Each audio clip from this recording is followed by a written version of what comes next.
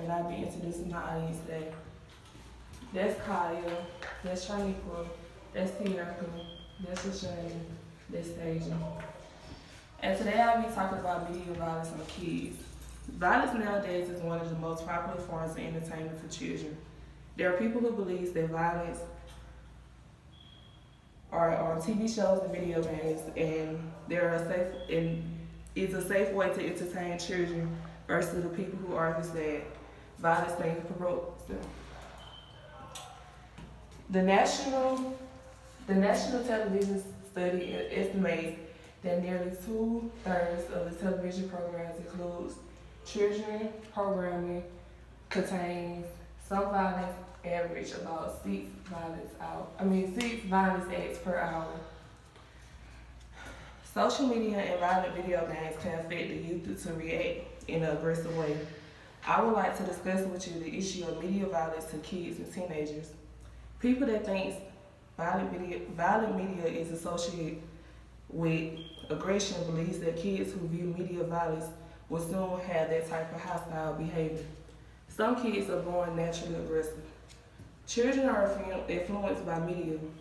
They learn by observing and adapting to behaviors they see.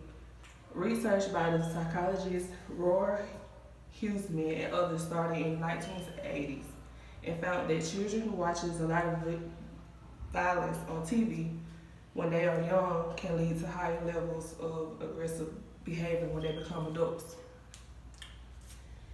There are risk factors that can interact with kids' aggression, such as exposure to violence in their community or households. And those impacts could be a show that's called Jackass, which is a show that celebrities perform ridiculous stunts and pranks on each other. And if a child is watching that show, it could influence them to want to do a prank or stunt on someone. Television shows doesn't have to influence kids just to do something violent such as killing. It could also influence them to make crazy ideas that could risk their lives.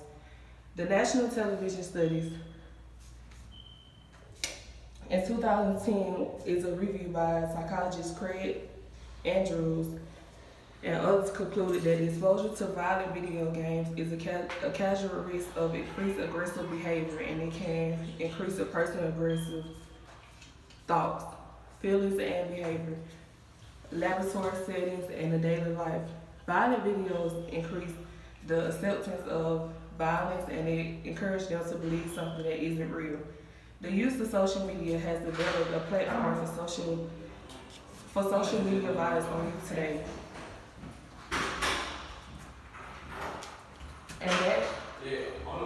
And the social media violence for youth today, according to the article by Cherish Gosh, the social media induced violence among youth.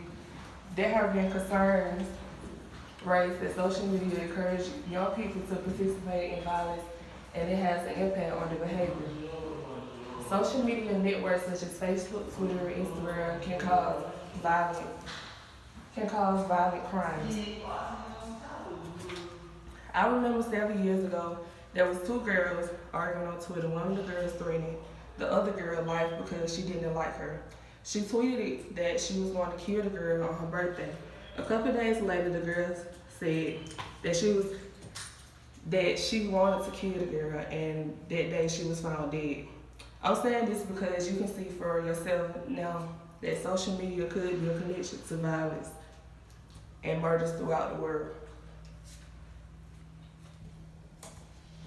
Heavy exposure to violent media on kids and teens can possibly lead to aggression and the parents' choices of their media intake can affect kids. Media violence can pose a threat to public and health, and it can increase the real violence. Do y'all know anything that have happened due to social media violence before? And then y'all have y'all ever heard of a story or something that might have happened? Just bullying. No. What type of bullying? Do anybody name calling, picking, and not being the size they don't like that, too skinny. And those type of things could lead to media violence and making someone want to hurt another person.